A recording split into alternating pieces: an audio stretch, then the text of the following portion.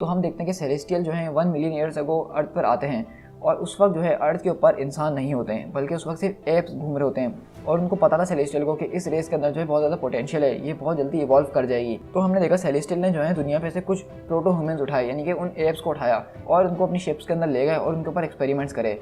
और कुछ हफ्तों के एक्सपेरिमेंट्स के बाद जब उन्होंने अपना प्रोडक्ट सामने निकाला तो वो कुछ इस तरह से निकला कि उन्होंने जो एक रेस एप्स की उठाई थी, अब उसके अंदर से 3 अलग अलग रेसेस बन चुकी थी। और सबसे पहली जो रेस बनी थी उसको बनाया था सेलेस्टियल, जिसका नाम था ज़ीरोन द टेस्टर।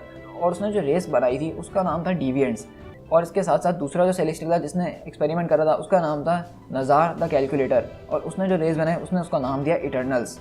लेकिन जो तीसरी रेस थी वो तकरीबन कोई ख़ास बात नहीं थी उसमें, वो सिर्फ एक ह्यूमन रेस थी। यानी कि जैसे आज हमें, उन्होंने उस वक्त वो ह्यूमंस बनाए थे उन बंदरों के ज़रिए, उन एप्स के ज़रिए। तो मतलब मार्वल यूनिवर्स में एवोल्यूशन का जो ज़रिया है वो उन्होंने ये बताया है कि वो एप्स के ऊपर जो है सेलेस्टियल्स ने आके एक्सपेरिमेंट करा था तो ह्यूमंस बने।